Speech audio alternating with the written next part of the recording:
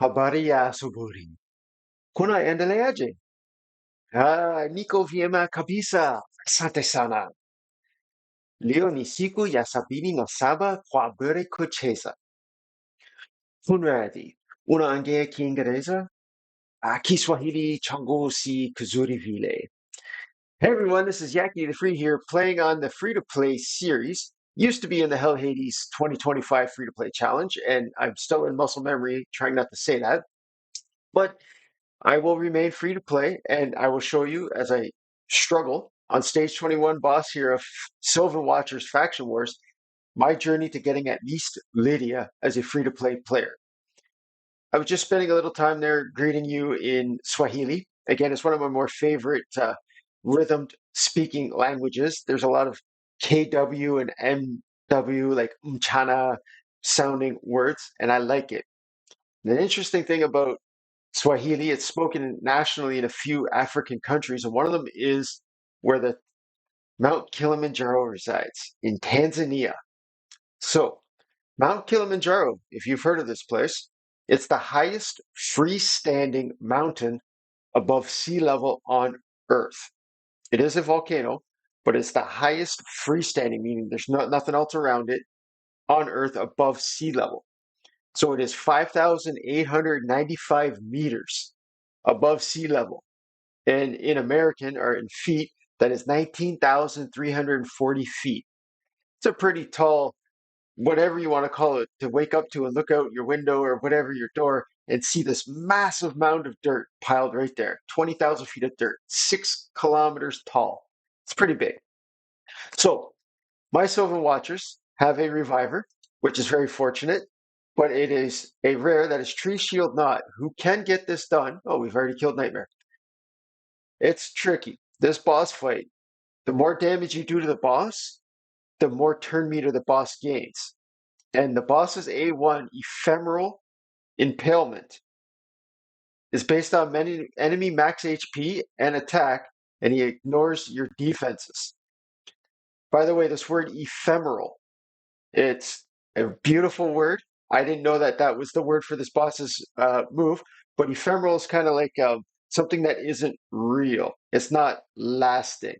Like an ephemeral dream is to be a billionaire when you grow up in a forest. You know, most likely it's not going to be a lasting dream of yours once you come to the age of reason and you start realizing logically, like, yeah, I'm not going to make $1 billion selling poison arrow tree frog arrows. Anyways, I like that word ephemeral. If you look it up, I'm pretty sure that's what it means. It's been a few decades since I've used the word.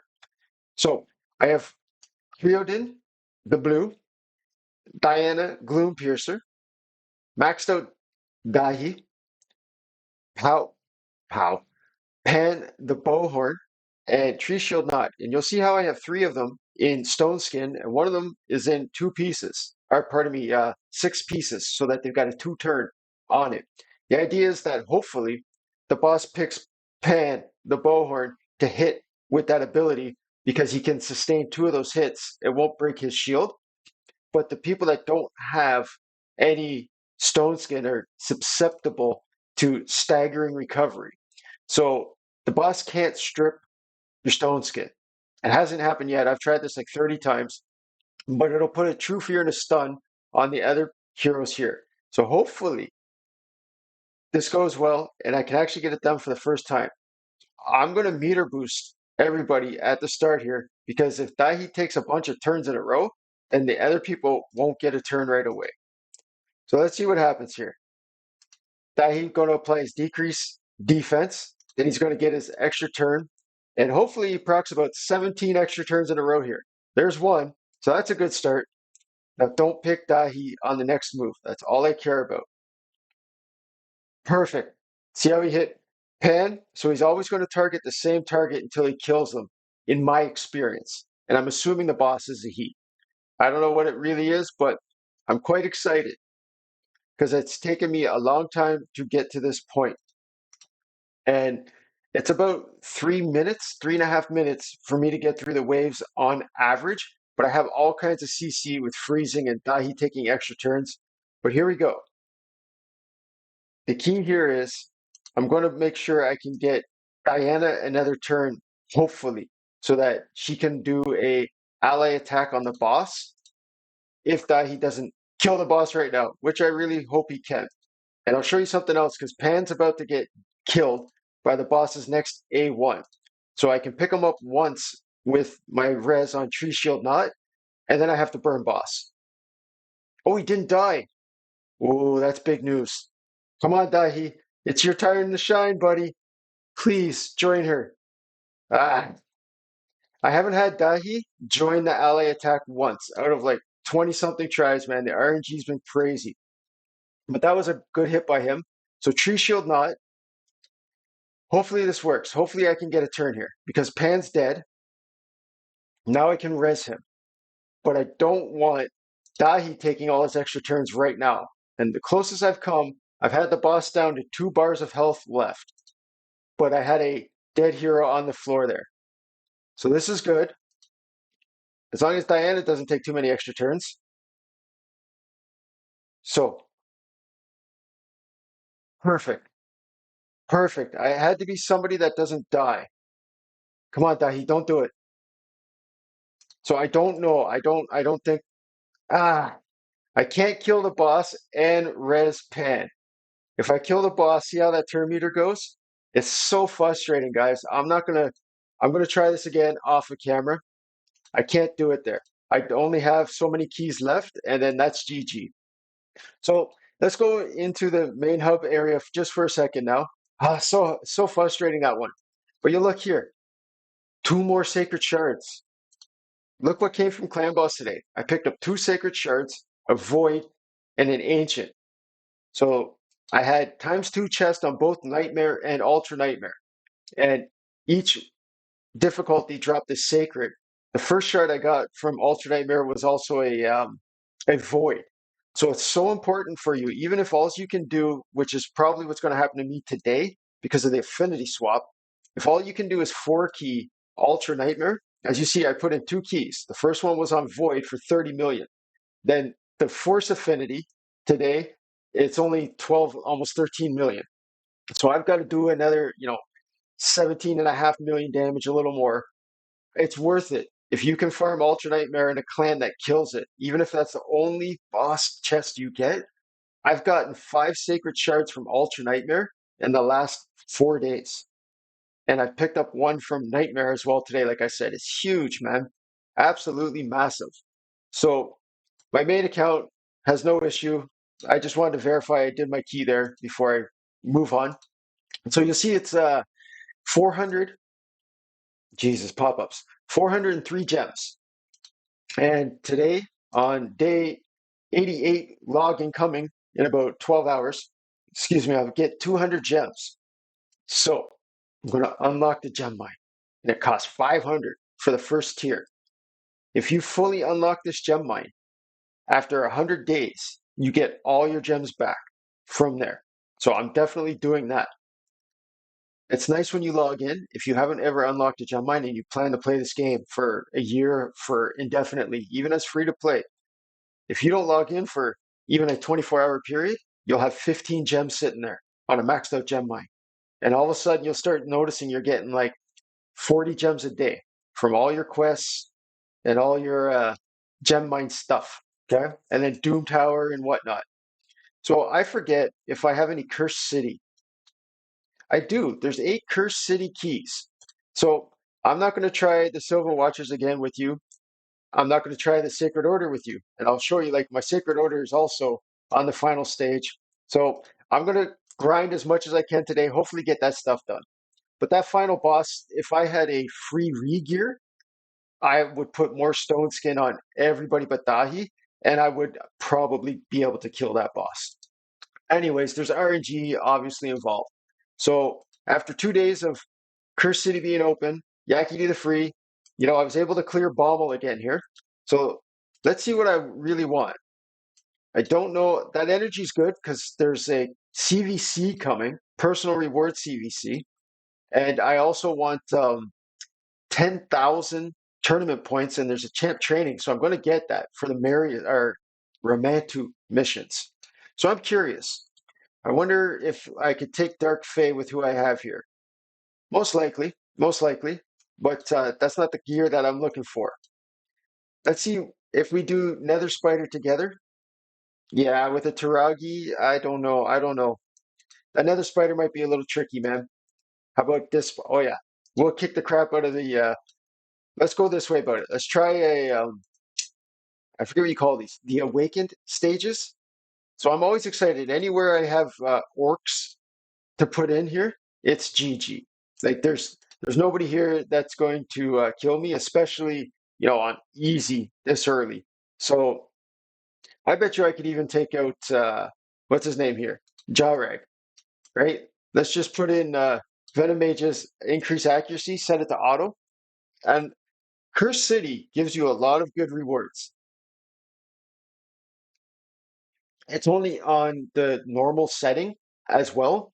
So if you can clear even like I've been doing 15 to 17 stages on hard on this account, you still get awesome like medium-sized potions from there, and I think it's 100 energy for cleaning out a energy stage. That's the reward. But if you can beat any of the bosses on hard, man, the rewards that come out of there, 5-star supersonic gear. Pardon me, it took me a second to think of it, and the merciless gear. Like these are amazing items. If they roll well, even better. If they don't, oh well. Just sell them. It's more silver for you. But Curse City is definitely worth your time. You don't have to do all 8 keys every day, especially if you know, like me, you're not going to kill Animus or 100 stages, but at least do 2 or 3 a day and start picking and choosing about which ones you're going to leave for when you're setting up for, let's say, like clan v clan. You'll notice when I come out of here, I'm going to have like 250 energy. I'm not going to spend anything spectacular. I'm going to save all my 3v3 keys at reset until I wake up tomorrow for clan v clan. I'm going to try to save all the energy refills, everything I can for clan v clan. And any what do you call it there? Champ training. I'm definitely not doing any champ training today. I'm saving it all for CvC. So more Skull Crusher there. Let's put in the Sylvan Watcher crew and see what they can do to this wave, actually. I'm kind of curious now. And you'll see a little bit of their CC possibly. But Triod in the blue, if you have them and you haven't built them, that's this guy right here, okay? That just gave everybody speed. Mine isn't built for damage at all. He's just built to debuff. So maybe you'll see him right here. Boom. Unbooked. 4 out of 5. Freezies. Look at all these orc freezies here, man. Huh? Not bad, eh? The Sylvan Watchers that I have here, it's the ultimate in a free-to-play crowd control setup. The problem is I'm trying to use them without masteries, without books, and only 1 6-star with a rare reviver on a 5 turn to take out the final boss. That you see, it's a pretty difficult fight if you don't have the gear, not just the heroes, but the gear. So this, I wonder, I think, let's see if Alice and Arbiter, oh, why can't I do it yet? I guess I have to beat up the oils one here, eh? All right, so we don't need you. And you know what? For the fun of it, I think we'll do a full roster here because if I'm not mistaken, this final wave of orcs has a little bit of CC to them. Yeah, and I forgot this first wave. If Necmo gets a turn, and then what's his name here? Razin Scarhide takes a turn, he does his A3, and he depletes everybody's turn meter. Like even on how strong my roster is, you don't want to mess around with some of these waves. And you really start appreciating. Like I think this is High King Growl, Graal. Like this guy is not a top tier legendary for most people, but on certain places in this game, that guy can do some pretty decent stuff to kill you, like hard Doom Tower. You don't lock that dude down, man. Oof. Anyways, my Sun Wukong here, he's not really built for damage either. He's doing it but it's like supplementarily. I want him to never miss a stun if he can, and I put a relic on him. When he stuns somebody, he gains 10% turn meter, and he's in counterattack stuff as well. So there's a potential for him to just keep stunning people. So I don't know. I don't know. Let's take a look. This boss is immune to poisons, and they really get damaged by you killing the baby spiders. So let's see if Alice can one-shot them. Yeah, it shouldn't be a problem, eh? And this is part of the fun of the free-to-play. Once you start developing after a couple months into the game, maybe a half a year, depending on how much you play. Like I'm on day 87, but you can start really kicking the crap out of it. So it's day 87, and I think I told you it was day 77 in Swahili. I think I made a mistake there. But anyways, let's look at the Merciless. So if it's blue, I'm not going to try to rework it. And its attack percentage, I don't care. I don't need that crap. How about a chest? So a resistant, this is good. This is something that you could potentially put on your faction war fodder to supplement your stone skin or your guardian, because you get 20 resist for one piece. That can help you do what you need to do, right? How's this six? So I don't really need merciless stuff that doesn't have any, damage stats. And again, I just made 100,000 silver doing nothing. So I'm not going to finish doing the Cursed City with you. Obviously, you can see how easy it is at the beginning for me. But I wanted to stop right there where you saw that experience banner and show you something about when you start a new account. Look how much time is still left on this experience boost. 5 weeks and 2 days. 5 weeks and 2 days. You will never run out of a ×2 experience boost if you play the game and you commit to the things that you want in the game. Like anytime there's a champ training, especially for the first year, in my opinion, I'm going to max out the champ training every time I can. Okay. So I don't really care about Yuzan the Maroon. I'm not going for fusions on this account. Like if they happen, they happen. I'm sorry for some of this crazy delay here, that whatever. But this is where you get those goody legendary skill tomes, because I'm having a struggle trying to pull any out of the clan bosses. They keep giving me shards. I'll take the shards. I'd rather a legendary skill tome than an ancient shard every day of the week. However, got to be happy with some of that free stuff. As you see as well, Dungeon Divers is starting at CvC. So again, I'm not going to be spending anything if I had it. I usually don't. And I won't be just YOLOing anymore in most of my videos. I'm going to save it for like a clan v clan. I will open it then, because I'm not going for the fusion that's coming. Even if this was a god tier newt, I'm not going for it on the free to play. It's not worth my stress. As you see again here, I have 2 immortal soul stones just from doing tournaments that I fully commit to. That's the key of the free to play for me. So far, fortunately, I'm 11-0, and you're looking, I've almost got 1,000 gold medals here, and I'm pretty certain I'll be putting into 800 at least into this one for CvC in the magic crit damage, and I'm probably going to max that out. So let's look in the mission. I just unlocked, I forget what I had to do to clear whatever the one that was before this. I apologize, I completely forgot, but I need 10,000 points in events total. In any event, it doesn't reset if an event you started, you don't get 10,000 in. This is just straight up 10,000 all the way. So if you start looking through the missions here, I need to craft 10 rank 5 higher artifacts. So that's another reason why I pushed that one mission for the barbs until I got cleared to stage 14, because CvC is coming. It's forge time.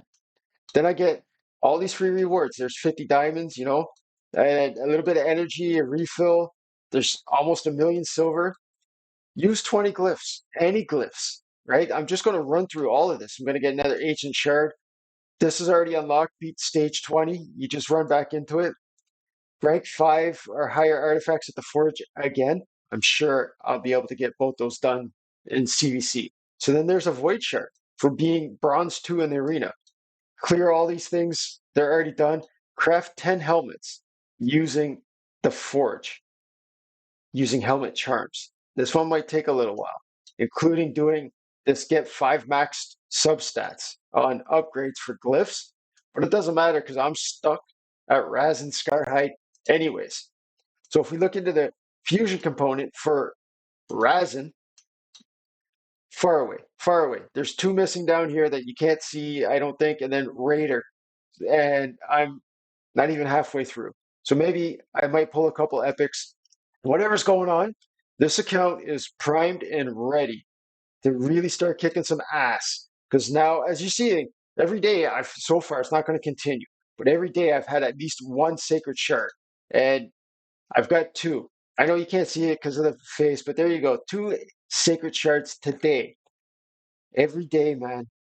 Nightmare and Ultra Nightmare, you get max chest, you will get a roster to complete anything you want in this game. Wish you guys all the best. This was Yaki to the Free on the free to play series. Take care, everyone.